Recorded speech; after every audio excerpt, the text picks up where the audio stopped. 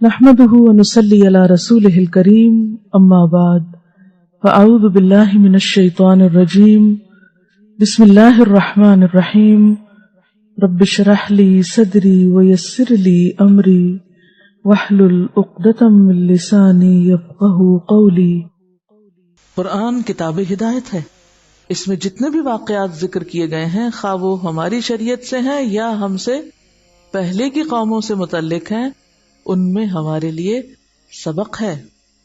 فاقصص القصص لعلہم یتفکرون، ان سب میں غور و فکر ضروری ہے، لیکن اس کے ساتھ ساتھ یہ جاننا دلچسپی کا سبب ہوگا کہ ہمارے دین میں عورت کا کیا مقام ہے، عورت کو کیا ذمہ داری دی گئی، اور عملی طور پر عورتوں نے کیا کردار ادا کیا معاشرے کی فلاح و بہبود، تعلیم و تربیت کے میدان میں۔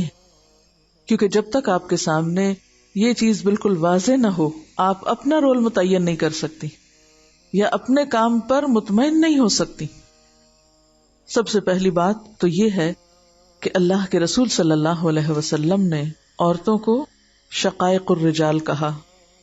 سنن نبی داؤد اور ترمذی میں آتا ہے، ایک مسئلے کا جواب دیتے ہوئے آپ نے فرمایا، انما النساء شقائق الرجال، عورتیں بلا شبہ مرد کا شقیقہ ہیں۔ شقائق شقیقہ سے ہے۔ شقیق یا شقیقہ عربی زبان میں کسی چیز کے درمیان سے پھٹے ہوئے دو برابر برابر کے حصے کو کہتے ہیں۔ اسی سے درد شقیقہ میگرین بولا جاتا ہے، یعنی وہ درد جو سر کے آدھے حصے میں ہو۔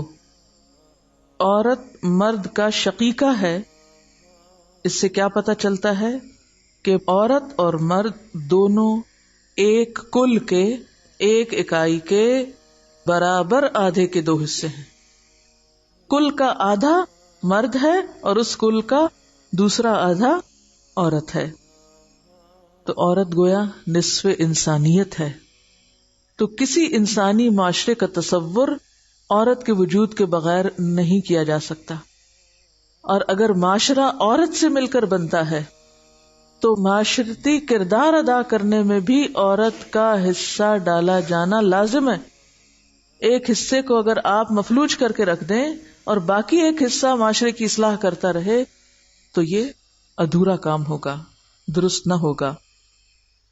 اور پھر آپ صلی اللہ علیہ وسلم نے مردوں کو تعلیم دیتے ہوئے عورتوں کے بارے میں یہ بھی فرمایا، ما اکرم النساء الا کریم وما اہانہن الا لئیم، عورتوں کی عزت وہی شخص کرے گا جو شریف ہو، اور عورتوں کو وہی شخص بے عزت کرے گا جو کمینہ ہو۔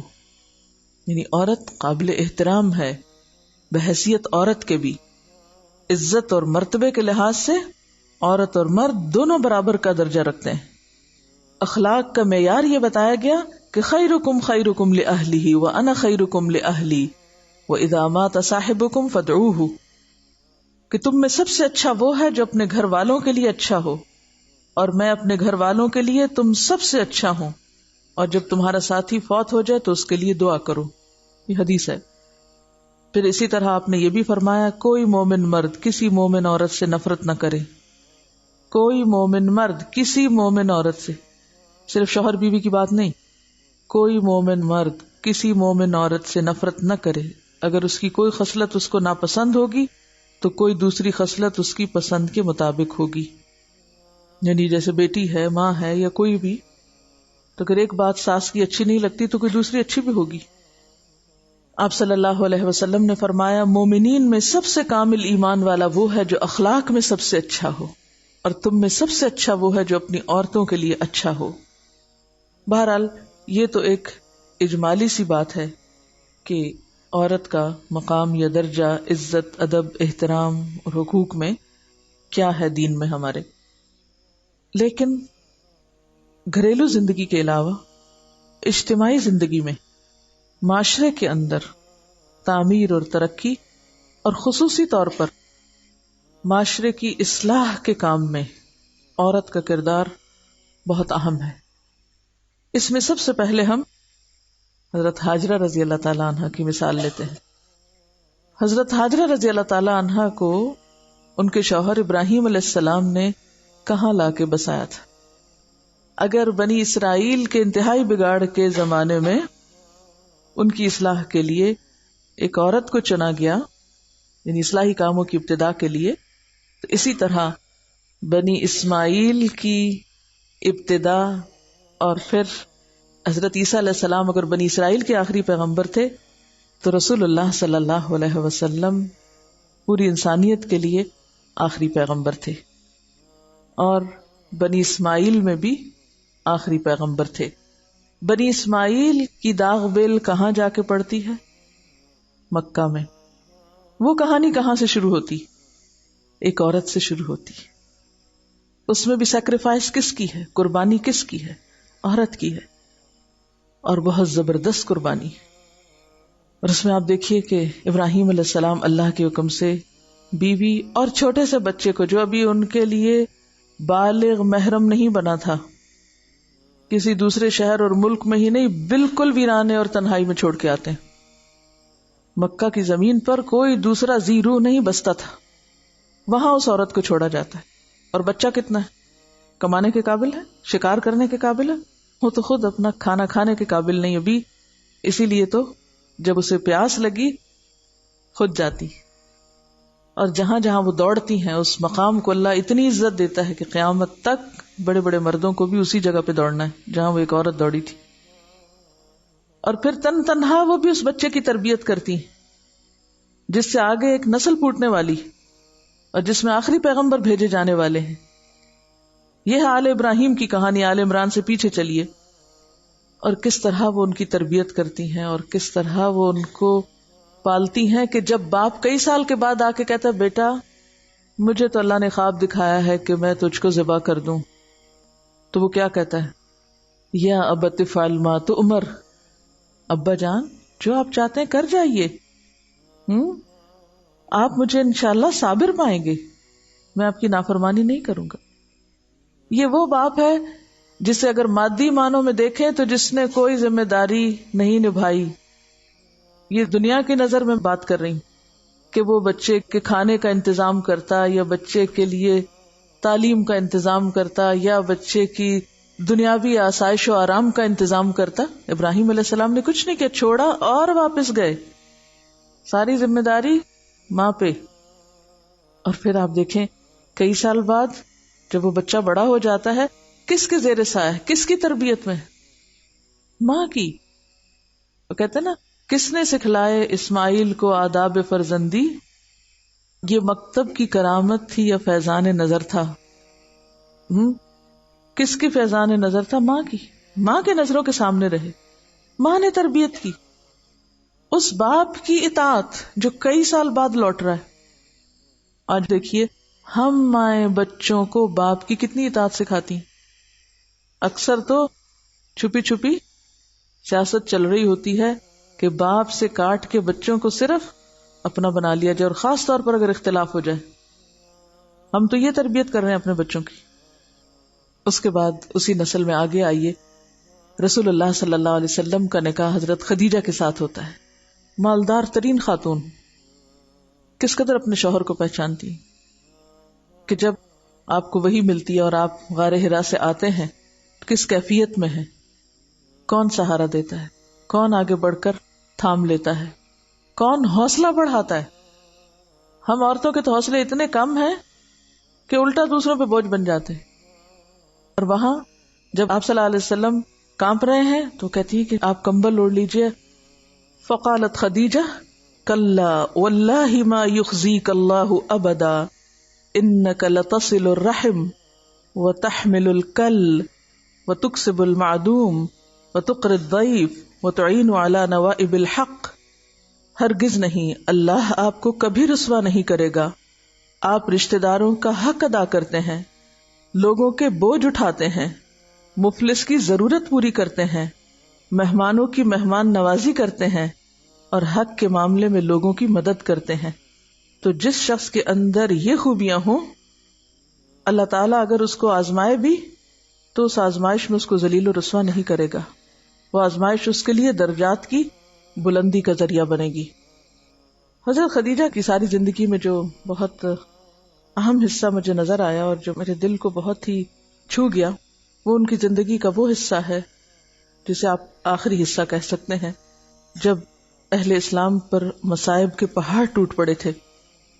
آپ سب جانتے ہیں کہ مکی دور کے آخری حصے میں مشرکین نے مل جل کر ایک فیصلہ کیا اور پھر ایک صحیفہ تیار کیا، یعنی ایک ڈاکیومنٹ لکھا گیا اور اس کو انہوں نے خانہ کعبہ کے اندر لٹکایا تھا۔ اس صحیفے میں لکھا گیا تھا کہ مکہ میں کوئی شخص محمد صلی اللہ علیہ وسلم اور ان کے خاندان کے ساتھ خرید و فروخت نہیں کرے گا، لین دین ختم، ان کے ساتھ نکاح یا قرابت کا معاملہ نہیں کرے گا۔ یہ صحیفہ دراصل مقاطعہ یعنی بائیکاٹ کا صحیفہ تھا۔ اس کے بعد نبی صلی اللہ علیہ وسلم اور آپ کے ساتھی مجبوراً مکہ کے قریب ایک پہاڑ کی گھاٹی میں چلے گئے۔ مقابلہ کیوں نہیں کیا؟ آپ کسی کو بھیجتے، وہ جا کے اس خانہ کعبہ سے اس کاغذ کو اتار لاتا اور ایک جنگ شروع کرتے؟ کیوں؟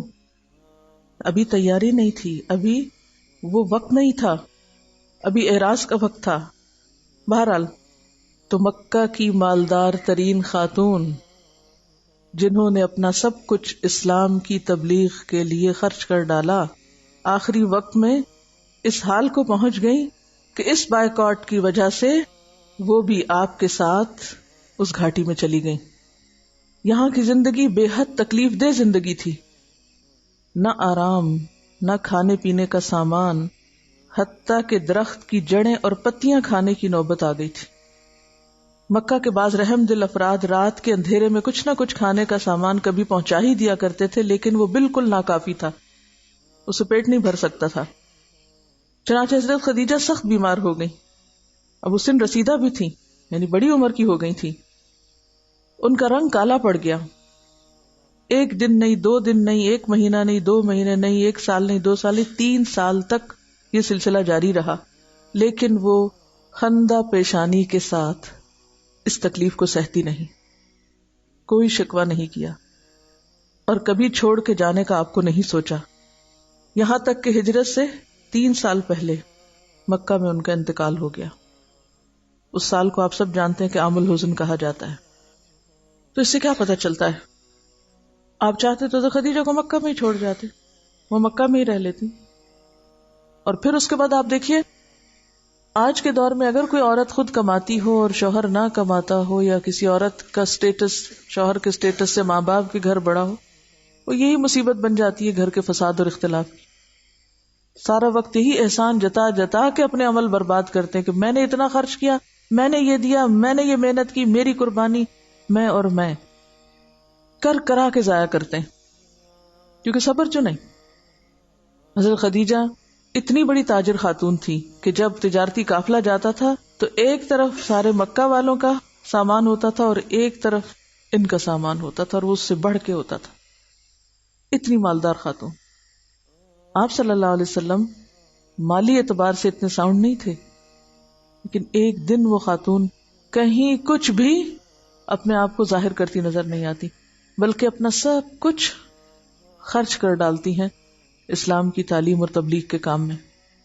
اسی لیے تو اللہ تعالیٰ کی طرف سے سلام آتا ہے حضرت خدیجہ کو، جبریل آ کے سلام دیتے ہیں اور جنت میں موتیوں کے محل کی بشارت دیتے ہیں۔ حضرت خدیجہ کے بعد آپ صلی اللہ علیہ وسلم نے کس سے نکاح کیا تھا؟ حضرت سودا سے کیا تھا، لیکن اس کے بعد آپ نے حضرت عائشہ سے نکاح کیا تھا جب وہ 6 سال کی عمر کی تھی، اور رخصتی ہوئی تھی ان کی جب وہ 9 سال کی عمر کی تھی۔ حضرت عائشہ کون تھی؟ حضرت ابوبکر صدیق کی بیٹی تھی۔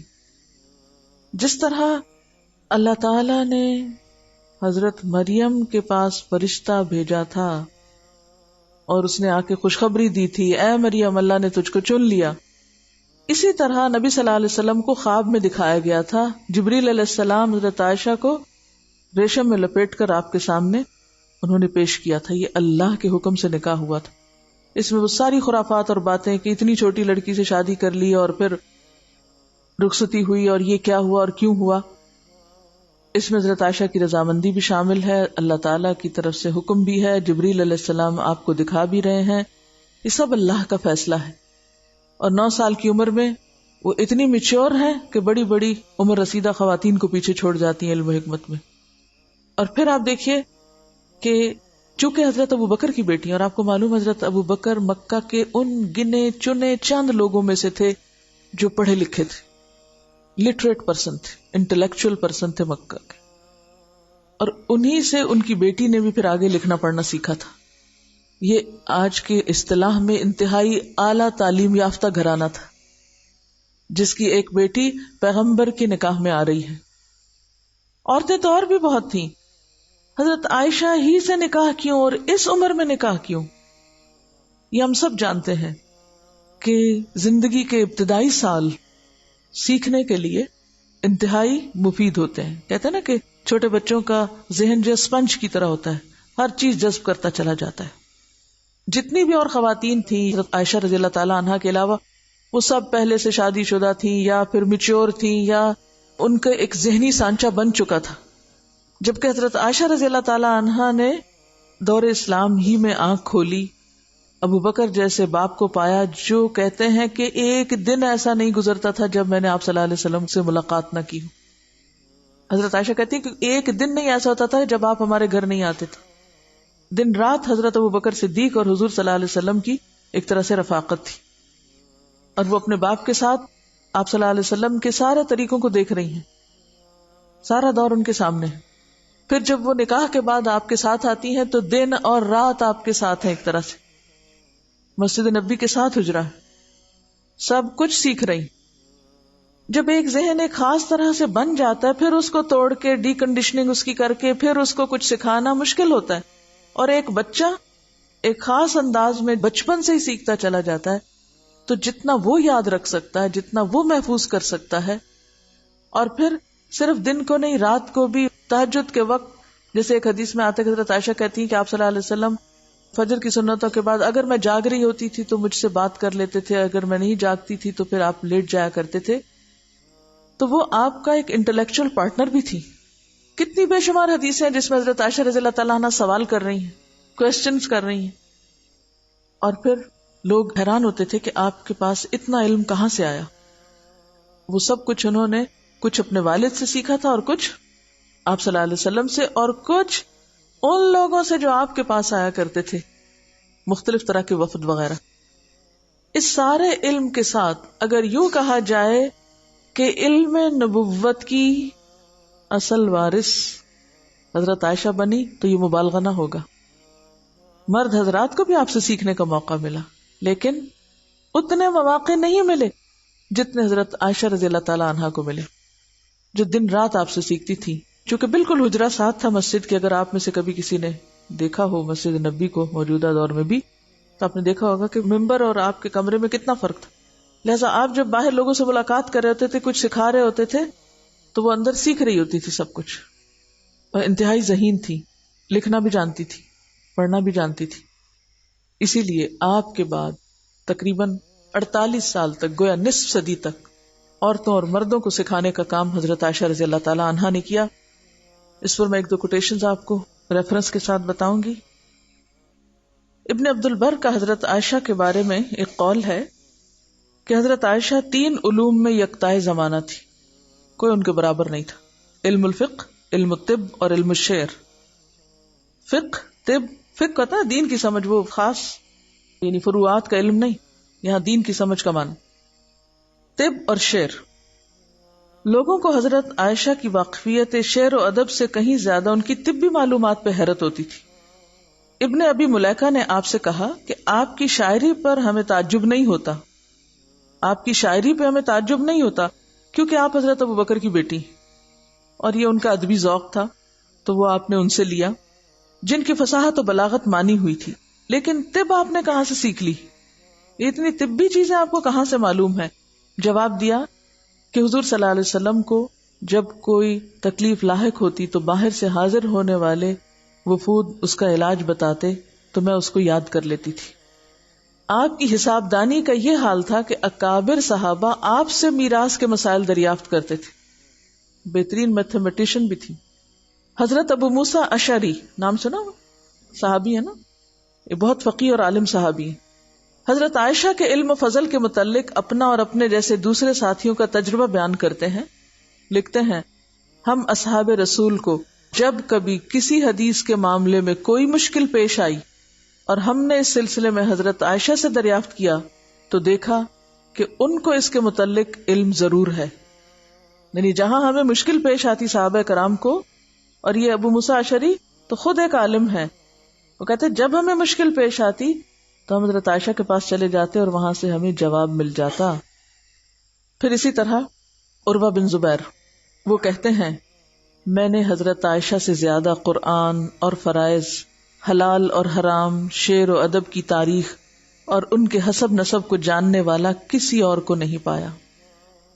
پھر اسی طرح عائشہ بنت طلحہ کی روایت کے مطابق کان الناس یأتونہا من کل مصر، کہ لوگ حضرت عائشہ کے پاس ہر شہر اور علاقے سے فیض یاب ہونے کے لیے آیا کرتے تھے. یعنی صحیح معنوں میں نبی صلی اللہ علیہ وسلم کے علم کی وارث ہیں کہ جن سے پھر مختلف علاقوں اور شہروں سے لوگ آ کے سیکھتے تھے.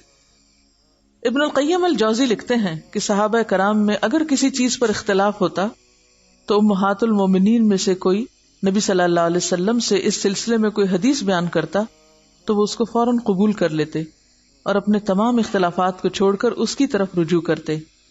مروان کو ایک مسئلہ معلوم کرنا تھا تو کہتا ہے جب ہمارے درمیان ازواج مطہرات موجود ہیں تو کسی دوسرے سے کیوں اور کس لیے دریافت کریں؟ یعنی جتنا ان کے پاس علم ہے اوروں کے پاس تو نہیں. یہ ایک میں نے مقالہ لکھا تھا کچھ سال پہلے، اس میں نے کچھ ریسرچ کی تھی کہ خواتین نے علم کے میدان میں کیا کردار ادا کیا. تو میں چاہوں گی کہ کچھ حصہ اس کا آپ کو پڑھ کر سنا دوں تاکہ آپ کو ایک اندازہ ہو جائے کہ عورت نے علم اور تعلیم اور تربیت کے میدان میں کیا کیا کام کیے. عہد نبوی میں ہی، یعنی آپ صلی اللہ علیہ وسلم کے زمانے میں ہی خواتین کے مسائل سے متعلق معلومات کے لیے بطور خاص ازواج مطہرات سے رجوع کیا جاتا. آپ کی وفات کے بعد آپ کی نجی زندگی سے متعلق تمام تر معلومات کے لیے بھی ازواج مطہرات سے رجوع کیا جاتا. امہات المومنین حضرت حفصہ، ام حبیبہ، میمونہ، ام سلمہ اور عائشہ رضی اللہ عنہم جمیعاً کی خدمات کسی سے مخفی نہیں. حضرت عائشہ کی روایات کی تعداد 2000 سے زائد ہے. تعلیم اور تعلم کے سلسلے میں دیگر صحابیات نے بھی قابل تقلید مثالیں پیش کی. اس ضمن میں ام قیس، ام الفضل بنت الحارث یہ سب صحابیات ہیں. فاطمہ بنت قیس، ام عطیہ، ام ہانی، اسما بنت ابی بکر، اسما بنت امیس اور اسما بنت یزید خاص طور پر قابل ذکر ہیں، اور انہوں نے بھی بہت سی احادیث روایت کی ہیں. ان کے علاوہ بصرہ بنت صفوان اور سبیہ خولہ الجہنیہ، ام الحسین الاحمسیہ، ام جندب الازدیہ، ام الحکیم الخزاعیہ، خلیدہ بنت قیس، خطیبۃ النساء اسما بنت یزید اور خنسہ حضرت خنسہ رضی اللہ تعالی عنہا، ان سب کا شمار ان خواتین میں ہوتا ہے جنہوں نے براہ راست حضور صلی اللہ علیہ وسلم سے احادیث روایت کی. اور پھر یاد رکھیے کہ صرف ازواج مطہرات نہیں، صرف آزاد خواتین نہیں، ان میں غلام خواتین بھی موجود ہیں جن میں روزینہ اور ماریہ یہ خادمات رسول بھی ہیں اور اس کے ساتھ ساتھ حدیث بھی روایت کرتی ہیں. میمونہ بنت سعید، امیمہ مولات رسول صلی اللہ علیہ وسلم کی احادیث بھی موجود ہیں. حضرت بریرہ، ام علقمہ، خیرہ مولات ام سلمہ یعنی ام سلمہ کی باندی، پھر اسی طرح حضرت میمونہ کی باندی، پھر اسی طرح ابن عباس کی باندی، پھر عبد الرحمن الانصاری کی باندی، ام عمارہ الانصاریہ. آپ کو معلوم ہے کہ عربوں میں چونکہ غلامی کا رواج تھا کہ یہ سارے وہ نام ہیں جو غلام خواتین کے ہیں، آزاد خواتین نہیں، بلکہ اس کے ساتھ ساتھ جو اس طبقے کی مظلوم خواتین تھیں وہ بھی علم کے میدان میں اتنی آگے تھی کہ پھر ان سے احادیث روایت ہوئی اور لوگوں نے ان کو قبول کیا. یعنی اس سے ان کا درجہ آپ دیکھ سکتے ہیں کتنا ہے. تابعین کے دور میں بھی علمی تحریک نے زور پکڑا تو بہت سی ایسی خواتین سامنے آئیں. ان میں حفصہ بنت سیرین اپنے وقت کی مشہور عالم حدیث ہیں. ایاس بن معاویہ کے سامنے جب حسن بصری اور ابن سیرین کا ذکر کیا گیا تو انہوں نے برملا کہا کہ میرے نزدیک حفصہ بنت سیرین سے بڑھ کر اور کوئی نہیں. حسن بصری کا نام تو سنا ہوگا آپ نے، ہاں؟ ابن سیرین کا بھی سنا ہوا؟ کیا ہے، کون ہے ابن سیرین؟ خوابوں کی تعبیر والے. تو ایاس بن معاویہ کے سامنے جب حسن بصری اور ابن سیرین کا ذکر کیا گیا تو انہوں نے کیا کہا کہ میرے نزدیک حفصہ بنت سیرین سے بڑھ کر کوئی نہیں. اب اس سے آپ اندازہ لگائیں کہ حسن بصری کا مقام اور ابن سیرین کا مقام کتنا زیادہ ہے، لیکن ان سے بھی اوپر رکھ رہے ہیں وہ حفصہ بنت سیرین کو. اسی طرح ام درداء الصغریٰ، ان کے شاگردوں میں ابو قلابہ، رجاء بن حیوہ، مکحول اور زید بن اسلم جیسے جلیل القدر تابعین شامل ہیں. امرہ بنت عبد الرحمن، یہ شاگردہ ہیں حضرت عائشہ رضی اللہ تعالی عنہا کی، خاص شاگرد ہیں اور ان کی روایات کو سب سے زیادہ جاننے والی ہیں. ان کے شاگردوں میں مشہور قاضی ابو بکر بن حزم. ابن حزم کا نام سنا؟ اصل میں آپ کو تاریخ اسلامی کا چونکہ اندازہ نہیں کہ یہ نام کن شخصیتوں کے ہیں، اس لیے شاید آپ ان باتوں کو ویلیو بھی نہ کر سکیں کہ آپ کو کیا بتایا جا رہا ہے اس وقت. بہرحال امرہ جو ہیں ان کے شاگردوں میں سے ہیں ابن حزم. کبھی ابن حزم کا نام آپ پڑھیں تو یاد رکھیں کہ یہ حضرت امرہ کے شاگرد ہیں، اور ان کو حکم دیا تھا عمر بن عبد العزیز نے کہ وہ امرہ کی تمام احادیث کو لکھ لیں. انہی کے بارے میں ابن شہاب الزہری، زہری کا نام سنا؟ قاسم بن محمد کو کہتے ہیں کہ میں تمہیں علم کا بہت حریص دیکھتا ہوں. کتنے سال لگائے تھے زہری نے علم حاصل کرنے میں؟ 45 سال. 45 سال لگائے تھے زہری نے علم حدیث حاصل کرنے میں. تو ابن شہاب الزہری جو ہیں وہ قاسم بن محمد کو کہتے ہیں میں تمہیں علم کا بہت حریص دیکھتا ہوں، کیا میں تمہیں اس کے خزانے پہ نہ مطلع کروں کہ خزانہ کہاں ہے علم کا؟ اگر علم حاصل کرنا چاہتے ہو تو امرہ کے پاس جاؤ. قاسم کہتے ہیں کہ امرہ کے پاس جا کر مجھے ایسے لگا کہ وہ علم کا کبھی نہ خشک ہونے والا سمندر ہے، اتنا نالج ہے کہ کہیں ختم نہیں ہو رہا. مشہور تابعی سعید بن مسیب، ان کی بیٹی ابنت المسیب کے نام سے مشہور تھی. ان کے شوہر شادی سے قبل سعید بن مسیب یعنی ان کے والد سے درس حدیث لیتے تھے. شادی کے اگلے روز جب وہ جانے لگے تو اپنے شوہر سے کہنے لگی آپ کہاں جاتے ہیں؟ کہنے لگے کہ استاد کے پاس جا رہا ہوں. کہا کہ استاد کا سارا علم میں آپ کو گھر میں دے سکتی ہوں، جو کچھ آپ وہاں سیکھنے جا رہے ہیں وہ سب مجھ سے سیکھ لیں. اس سے آپ اندازہ لگا سکتے ہیں کہ علم کا راستہ کتنا طویل اور پرمشقت راستہ ہے. ایسا نہیں کہ انہوں نے خوابوں کی دنیا میں کوئی علم حاصل کر لیا اور بس وہ ایک فینٹیسی میں کہا میں سکھا دیتی ہوں آپ کو. نہیں، وہ واقعی عالمہ تھی. 3 صدی میں عابدہ المدنیہ، ام عمر الثقفیہ، زینب بنت سلیمان، نفیسہ بنت حسن، خدیجہ ام محمد، عبدہ بنت عبد الرحمن، عباسہ، امام احمد بن حنبل کی اہلیہ اور دیگر بہت سی خواتین قابل ذکر ہیں جنہوں نے حدیث رسول پہ باقاعدہ لیکچرز دیے، جن میں بڑے بڑے محدثین شامل ہوتے تھے. عابدہ جو ایک سیاہ فام لونڈی تھی لیکن افق حدیث کا چمکتا ہوا ستارہ، جب محمد بن یزید نے انہیں حبیب بن الولید الاندلسی کو ہبہ کر دیا تو وہ ان کے علم سے اتنا متاثر ہوا، ایک باندی ہے، لونڈی ہے، غلام عورت ہے، کہ انہیں آزاد کر کے ان سے شادی کی اور اپنے ساتھ اندلس لے آئے. یہاں پر وہ تقریباً 10,000 احادیث امام دار الہجرہ مالک بن انس سے روایت کرتی رہیں. ایک غلام خاتون کتنی حدیثیں روایت کرتی رہی؟ 10,000 حدیثیں. کس سے؟ امام مالک کی چین سے. اور اس طرح وہ یورپ میں تعلیمات نبوی کے فروغ کا ذریعہ بنی، اسپین میں گئی تھی. اسی طرح زینب بنت سلیمان جو ایک شہزادی تھی. اصل میں یہ مثالیں اس لیے چنی گئی کہ ایک طرف شہزادی ہیں، ایک طرف باندی ہیں.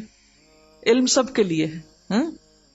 اور ان کے والد المنصور کی خلافت میں وہ بصرہ اور بحرین کے گورنر تھے.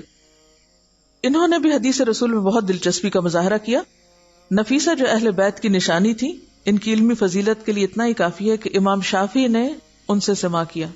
امام شافعی کس کے شاگرد تھے؟ نفیسہ بنت حسن کے. پھر اس کے بعد یہ ہوا کہ آگے جا کے کتاب مدون، پہلے تو احادیث روایت ہوتی تھی نا، پھر احادیث جب کتابوں میں لکھی گئی تو اب کتابیں پوری کی پوری روایت ہوتی تھی.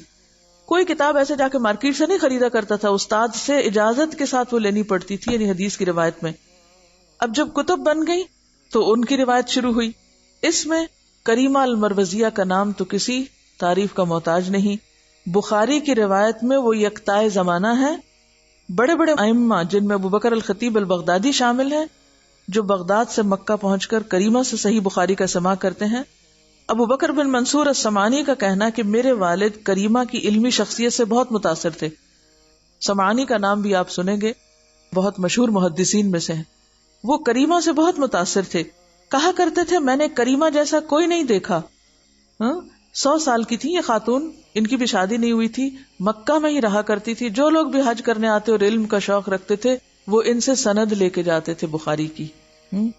کریمہ کے عطا کردہ صحیح بخاری کے اجازت ناموں یعنی سرٹیفکیٹس کی کثرت کا مشہور مستشرق گولڈزیئر بھی خاص طور پہ ذکر کرتا ہے کہ جتنی بخاری کے متن کی روایت میں کریمہ کے سرٹیفکیٹس ہیں اتنے کسی اور کے نہیں. یکتائے زمانہ ہے وہ.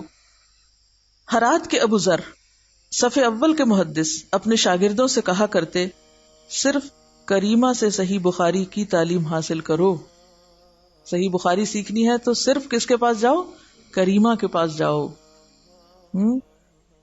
کریمہ کے علاوہ بھی بخاری اور دیگر کتب حدیث میں بہت سی اور خواتین بھی ہیں، جس میں ست الوزراء بنت عمر طویل عرصے تک دمشق اور مصر میں درس و تدریس کا کام کرتی رہی. صرف ایک شہر میں نہیں، کہاں ہے دمشق اور کہاں ہے مصر؟ اس سے زیادہ فاصلہ جو لاہور اور کراچی میں ہے. مصر میں بھی پڑھاتی ہیں اور دمشق میں بھی. اور یہ آج کی بات نہیں ہے، تو کئی سو سال پہلے کی بات ہے کہ علم کے میدان میں خواتین نے کیسی کیسی خدمات انجام دی. بخاری کی روایت میں مرکزی کردار کریمہ کے علاوہ فاطمہ کا کردار بھی بہت اہم ہے، اور انہیں مسندہ اصفہان بھی کہا جاتا ہے، اور انہوں نے بھی اسی طرح بخاری کو روایت کیا ہے. پھر اسی طرح ام الخیر امت الخالق مدرسہ حجاز کی آخری راویہ بخاری تھی. عائشہ بنت عبد الہادی بھی تدریس بخاری کے لیے ایک ممتاز مقام رکھتی تھی. خواتین نے نہ صرف یہ صحیح بخاری کی درس و تدریس اور روایت کا اہتمام کیا، بلکہ اس کے علاوہ اور کتابیں بھی روایت کی.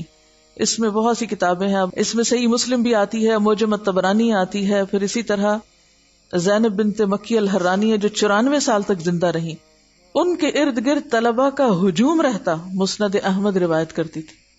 آپ کو پتا ہے کئی والیوم میں مسند احمد، کئی ہزار حدیثیں اس میں، اور ان سے اس کتاب کی روایت کی اجازت لینے کے لیے طلبہ کا ہجوم ہوتا تھا. ایک ابن نقطہ نے اپنی کتاب التقیید لمعرفت رواة السنن والمسانید میں ایسی 10 خواتین کا ذکر کیا ہے جو اپنے اپنے دور میں کتب احادیث کی روایت میں مشہور تھیں. اسی طرح 4 صدی آتی ہے، اس میں فاطمہ بنت عبد الرحمن الحرانیہ ہے جن کی نیکی اور تقوی کی وجہ انہیں الصفیہ کا لقب دیا گیا. یہ سنن ابی داؤد کے لکھنے والے ابو داؤد کی پوتی ہیں. پھر اسی طرح اور بہت سے نام ہیں، اور ان سب نے بہت کمال پیدا کیا اس علم اور فن میں. پھر 5ویں صدی میں حسن بن علی الدقاق کی بیٹی اور ابو القاسم الکشیری کی زوجہ محترمہ، انہوں نے بھی سند علی پائی. اب سند علی کیا ہے؟ یہ ہوتا ہے کہ نبی صلی اللہ علیہ وسلم اور اس راوی کے درمیان کم سے کم درجے، یعنی کم سے کم لوگ.